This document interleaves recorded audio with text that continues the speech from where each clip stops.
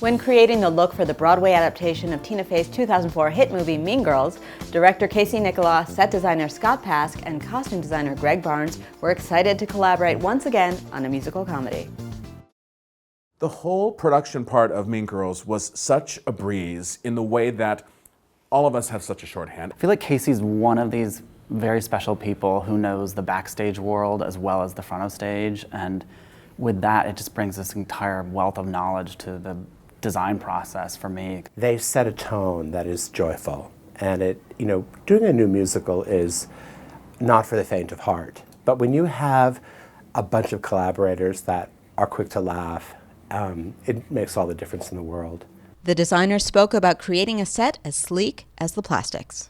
Tina's writing moves so quickly. I was like, how am I going to keep up with that? We can't wait for something to just come in. So that's when I got the idea for the screens. It ended up being so right for the show. We're able to move the show like nothing I've ever moved before. The shape of the half circle was something that he was inspired by, and I kept going, oh God, I want to shape it like the tube of lipstick or something. So we just start going with that, and I always love like a semicircle because I always feel like the focus is so great on stage for those people that are holding center, and actually has a great square footage, but it feels really intimate. It was so exciting, but it also was really hard because it was like I was directing two shows at the same time, because the screens move with the choreography, they move with the set changes, they move with every transition. We're spinning through each of the various hallways, locker room, classrooms, and the cafeteria ultimately. Even the way that we're going from one scene to the next, there's a dynamic quality to those transitions. What was important to me was, if we're going to do projection design at this scale and at this level of intensity, I wanted to fully embrace it and then have these scenic elements that can kind of drift in and actually complete the world and work within the flow of the show. And I think we've accomplished it in a way that I've always hoped that we would. Of course the costumes for Mean Girls are fabulous, but Barnes and Nicholaw were also concerned with capturing the essence of each character. The challenge of designing a modern dress show is often that while you want it to be authentic, you also don't want everybody in the audience to be wearing your costume plot. The big question is always, where did this stuff come from? So like in the case of Taylor, we decide, economically, her family's a little bit, bumped on the ladder.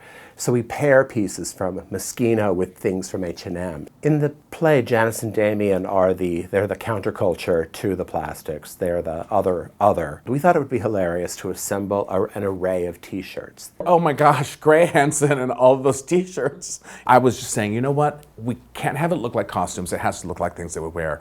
And Greg was so good, and he really talked to the actors and really was like, what do you want to wear?